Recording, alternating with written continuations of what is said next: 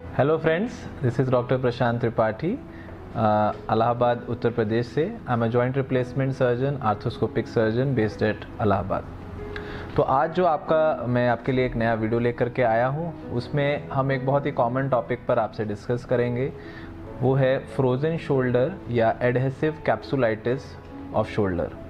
तो frozen shoulder क्या होता है? फ्रोज़न शोल्डर नाम जैसे कि आपको बोल रहा है कि फ्रोज़न मतलब जम जाना, मतलब हमारे कंधे के जम जाने की तकलीफ़, कंधे के जाम होने की तकलीफ़। तो ये किन लोगों में ज़्यादा देखने को मिलता है या फिर इसके कारण क्या है?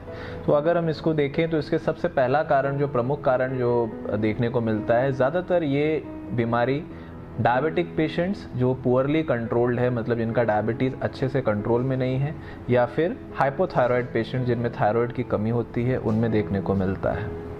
इसके अलावा इनके इडियोपैथिक रीजंस भी होते हैं, मतलब जिसका कोई कारण ना हो वैसे भी होते हैं। और इसके अलावा पोस्ट ट्रॉमेटिक, जैसे किसी को कोई चोट लगी और उसके बाद कंधे का मूवमेंट करना बंद कर दिया तो फिर कंधा जाम हो गया, या फिर हाथ में कोई या फिर आर्म में कोई फ्रैक्चर हुआ जिसके बाद हमारे हाथ पे कोई प्लास्टर कास्ट लगा और हाथ लंबे समय तक उसी पोजीशन में रहा और उसके कारण वो जोड़ जकड़ जाता है। तो फ्रोज़न शोल्डर अगर हम और डिटेल में समझें तो ये क्या है? फ्रोज़न शोल्डर कंधे के जकड़ जाने की दिक्कत है जिसमें हमारा ग्लोबल मूवमेंट, शोल्डर का जो पूरा मूवमेंट होता है वो रुक जाता है। शोल्डर अगर आप जॉइंट समझेंगे तो शोल्डर जॉइंट दो बोन से बना हुआ है बेसिकली। ये है हमारी स्कैपुला या फिर शोल्डर ब्लेड, और ये ह्यूमरस है।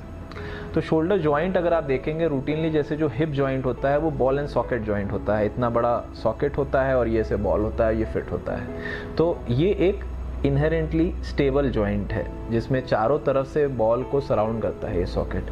But shoulder joint on the contrary एक अलग तरह का जॉइंट है जिसमें जो स्कैपुला है वो वर्टिकल रहता है, शैलो रहता है, और उसके अंदर ये बॉल में ऐसे बैठता है। तो ये जॉइंट बहुत ढीला होता है। तो इसको स्टेबल करने के लिए चारों तरफ से इसमें कैप्सूल का एक लेयर होता है जो इस बॉल को सॉकेट के अंदर रखता है।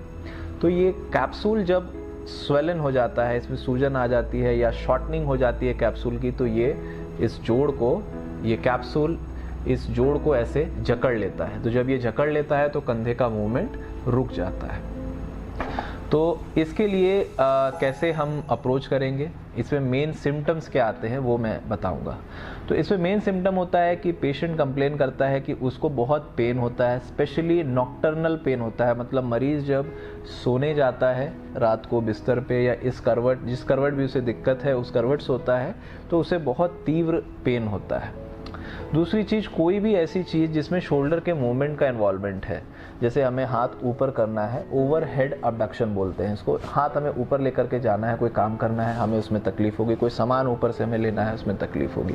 इसके अलावा रोटेटरी मूवमेंट्स इसमें रिस्ट्रिक्ट हो जाते हैं, एक्सटर्नल रोटेशन, इंटरनल रोटेशन। किसी को पीठ पे अपने ऐसे हाथ लेकर के जाना है, पीठ पे पीछे करना है, जैसे महिलाओं में ब्लाउज बंद करना है या पीठ पे स्क्रैच करना है, ये सब चीज़ें बहुत डिफ़िकल्ट हो जाती हैं। तो दो मेन कंप्लेन है, एक तो पेन, दूसरा ग्लोबल लॉस ऑफ मूवमेंट, तीसरा जो इसके साथ एक एसोसिएटेड कंप्लेन आता है वो है नींद खराब होना, नींद ना आना।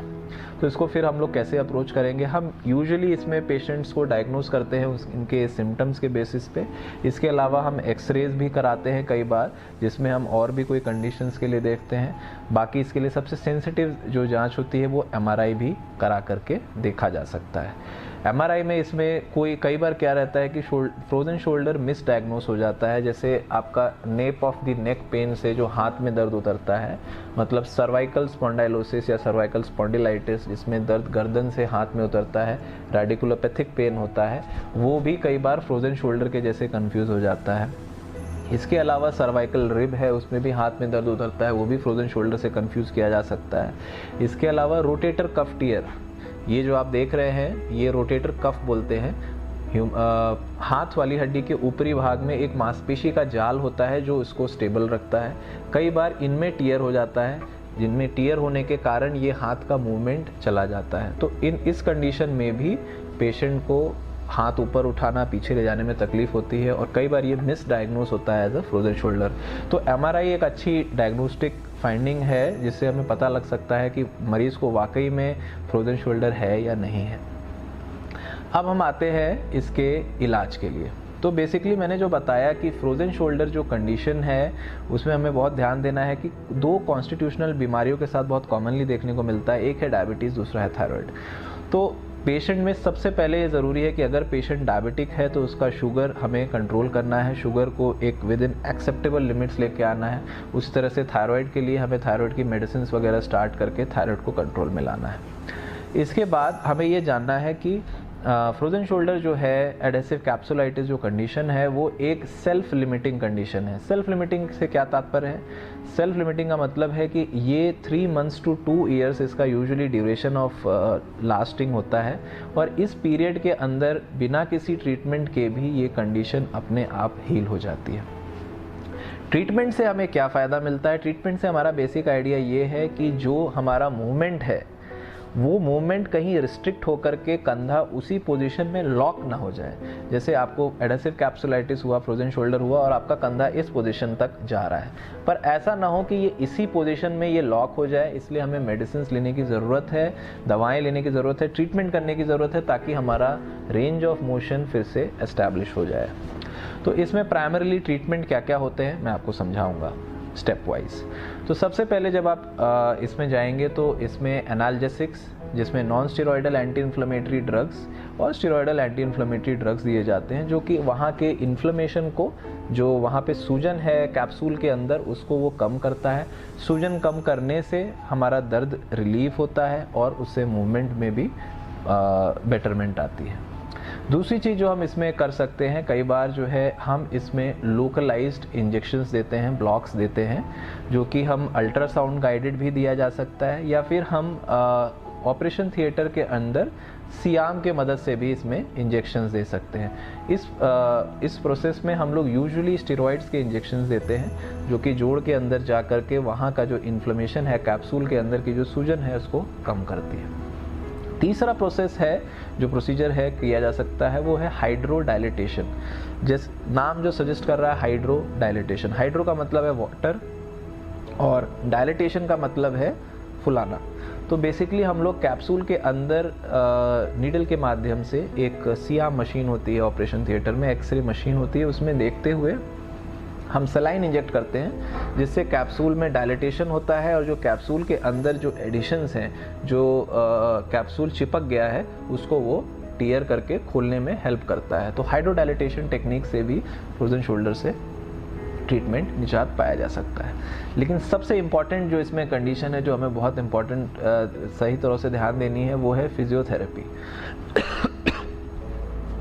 फिजियोथेरेपी में हम क्या करते हैं? फिजियोथेरेपी में बेसिकली हम कंधे के मूवमेंट को इंक्रीज करने के लिए मेथड्स अप्लाई करते हैं। इसमें इनिशियली हम टेंस अल्ट्रासाउंड या फिर शॉर्ट वेव डायथर्मी यूज़ करते हैं, और उसके बाद जब पेशेंट का पेन और थोड़ा सा जो एंजाइटी है वो सब्साइड करती है, तो उसके बाद फिर हम धीमे धीमे इनके मूवमेंट पे फोकस करते हैं। एक चीज़ बहुत ध्यान देने की ज़रूरत है कि फ्रोज़न शोल्डर में फिजियोथेरेपी हमेशा ग्रेजुअल होना चाहिए, कभी भी ओवर जिलस फिजियोथेरेपी नहीं करना है। अगर आप ज़बरदस्ती कोई मूवमेंट करने की कोशिश करेंगे तो उसमें कई बार रिबाउंड एक्टिवेशन हो जाता है इन्फ्लेमेशन का, जो कि दिक्कत करता है। तो पहले आपको TENS ultrasound, short wave diathermy और भी जो हीटिंग मोडालिटीज़ होती है, उनसे आपको अपना सूजन वहाँ पर कम करवाना है, और उसके बाद धीमे धीमे फिर एक्सरसाइजेस के लिए स्टेज्ड वे में जाना है। तो ये हो गया आपका फ्रोज़न शोल्डर, और इससे संबंधित सारे जो ट्रीटमेंट मोडालिटी, कॉजेज़, वो मैंने इस वीडियो में कवर किए। आपको इससे संबंधित कोई भी सवाल हो, कोई भी प्रश्न हो, तो आप हमें कमेंट सेक्शन में पूछ सकते हैं। बाकी इस वीडियो को लाइक और सब्सक्राइब ज़रूर करें अगर आपको ये पसंद आया हो। तो मैं आपसे विदा लूँगा। नमस्कार।